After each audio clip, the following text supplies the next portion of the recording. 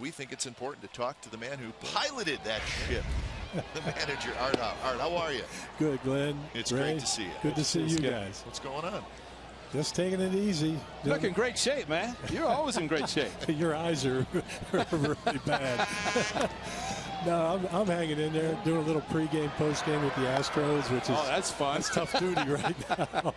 I feel for Brad Mills right now. They've kind of taken all the veterans away from that club, and they're taking it on the chin on a regular basis. But just think, you'll be in the American League West next year. That's right.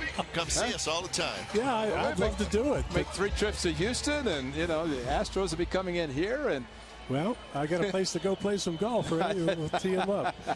But only when it's cool, though. I told everybody in Houston, man, the way the club looks right now, they're going into this division. It's going to be tough for them for a little while, I think. But I thought in 2010, when the Rangers ended up going to the World Series, they had a great interleague schedule, which included playing the Astros 6 times, which is their rivalry, and they weren't very good then either.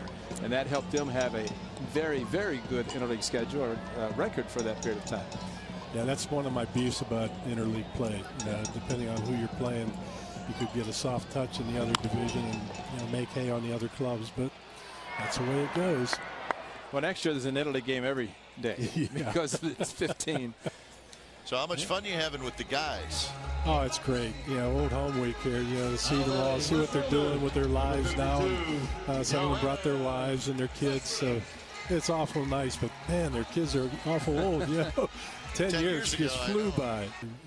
Well, your 4th guy, the late Corey Leto, was unbelievable in that stretch. He had a tremendous year for us that year, and always seemed to come through in the clutch when we needed him. And even our 5th starter, whoever was out there, gave us an opportunity to win on a regular basis. So we like to, Ray and I have talked a lot about the games in that streak. Everybody remembers, of course, I guess the last 3, all 3 walk-offs, but we asked Terrence Long if any of the other games stood out, and he kind of stuck with those walk-offs. But what about you as the manager? Because there was quite a few blowouts in the streak, but there was also a few tighter games. Is there a game or any games that stand out maybe earlier in the streak? Yeah, there was a game in Detroit that we were down quite a bit. That game always comes up. And I think that's the one that really gave us the confidence to continue to play great baseball. But in Detroit, we were down by 4 or 5 runs and battled back late in that game to win it. And I don't know, there was just a feeling on the club at that point that, hey, good things are going to happen because we just pulled one out of the fire here, and it's tough to do that in Detroit no matter what kind of team they have. But we went on to obviously string 20 together, and the thing I was so proud about was it seemed like it was a different guy every day that stepped up and came through for us, either with a hit or a defensive play or coming out of the bullpen or a starter doing a great job. But our middle relief doesn't get a lot of credit, and they were outstanding. It just seemed like no matter who I brought in, they got the job done and got us to Billy Koch, who was just an iron horse that year. Scary at times, but an iron horse. Oh, yeah. Especially the 20th game. Thank God I didn't smoke.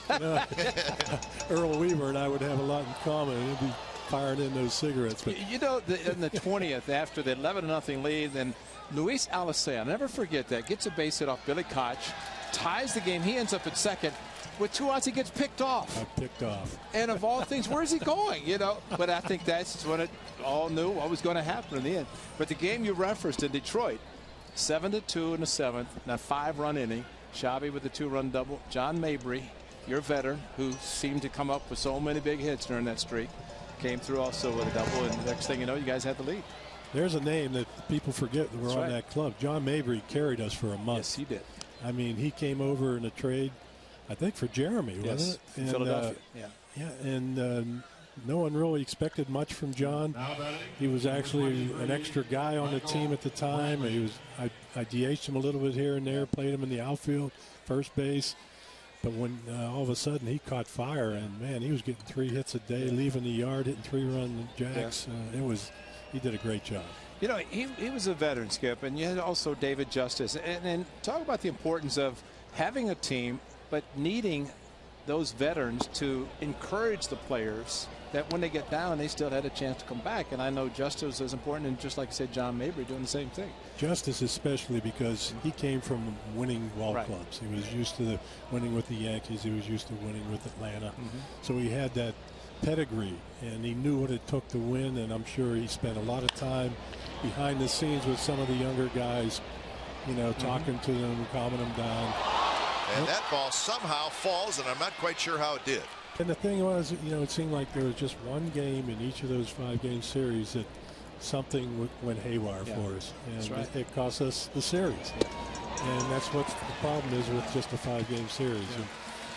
And I think the fact that we had 4 outstanding starters, that could have helped us if it was a 7-game series. All right, thanks for joining us. It's great to see you. You look great. Great. Enjoy yourself. Thanks a lot. You guys Tell do a Mark great to job. come over here too.